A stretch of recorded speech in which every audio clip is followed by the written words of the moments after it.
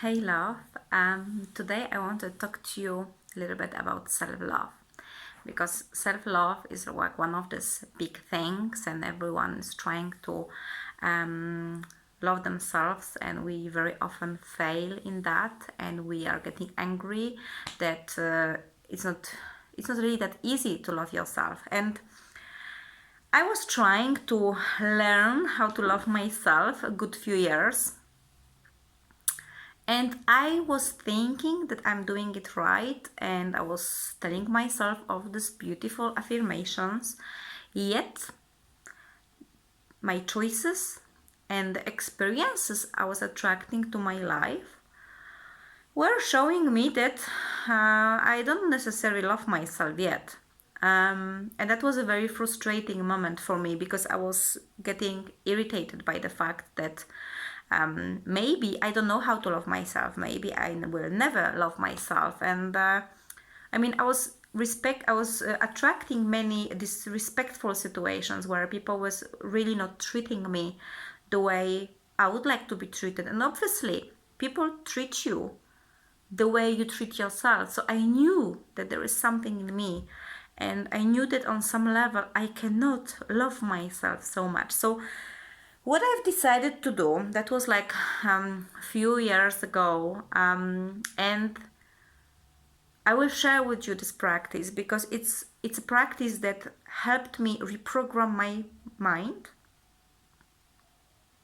and change the program of self-love to actually the one of loving myself. And I will share with you this powerful question that I came up with one day. I remember it was one of these dark wintry evenings when I was coming back from work, being so angry at myself for like not loving myself enough. And I was thinking that, okay, maybe I will never learn how to love myself. And then this thought came to my mind. Okay, so if you don't know how to love yourself, and if you cannot learn how to love yourself, maybe you can act as you love yourself. And then I thought, interesting.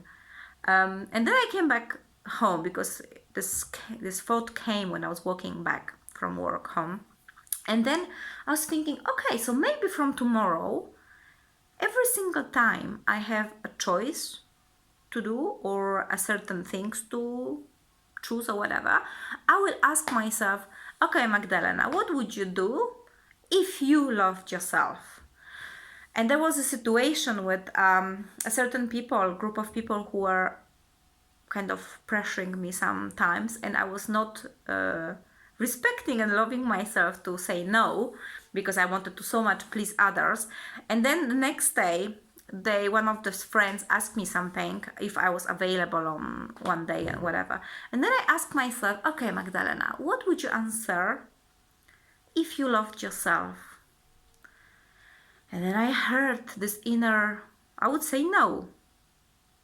So I promised myself that I'm gonna do what I would do if I loved myself. So then I said no to those people, and it felt good.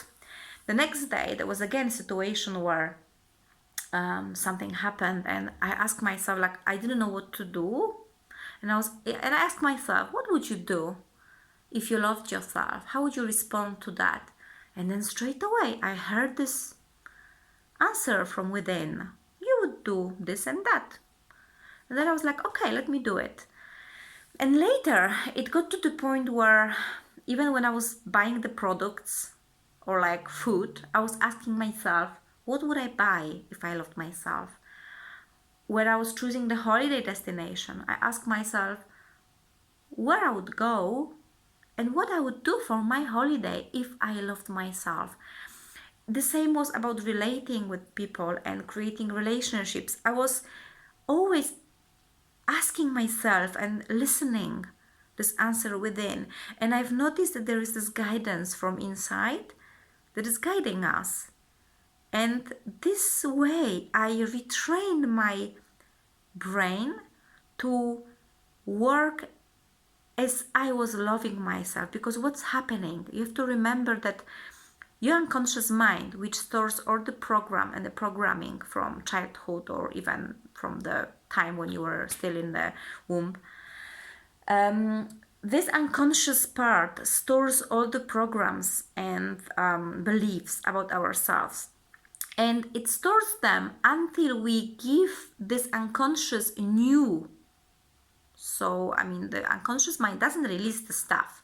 The unconscious mind keeps the stuff because it needs something for operating system. So if we start to putting the new experiences, the unconscious mind learns, oh, okay, so I can work like this as well.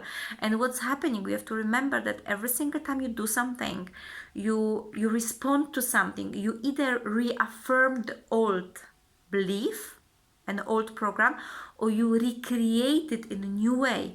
And because unconscious mind like drinks up all the experiences to create new programs, each time if you will respond to events or people as you loved yourself, then the brain receives the program about the new way of operating. So this way, because I've done this for a few months, I fully retrain myself to loving myself. And I think that was the biggest blessing in all this frustration that I felt for so many years, because affirmations did not work for me. I was trying to have so many different methods of installing the self-love in me, but it wasn't possible. It was not happening. Only when I took the ownership of my thoughts and my responses, right? And I retrained my brain to perceive everything through the lenses of what would I do if I loved myself. This is when things started to change, and this is when I started to notice like, oh wow, when I did something, I was actually surprised that I did it. And this is a beautiful state that I wish to every person that is trying to learn to love themselves. If you will commit to this practice, you will notice the time will pass and you will suddenly notice how you choosing the things with love for yourself first on like automatic mode, because that will mean that your brain registered something new, and something new, it's sometimes a love for myself, because we so often train to adapt to others and love others so they can love us, and this is toxic. We have to love ourselves first, because only then with the pure intention we can love someone. So yes, if you want to increase your self-love, here is the practice for you that I'm sharing, and I wish you lots of love for yourself first. See you in the next video. Bye for now.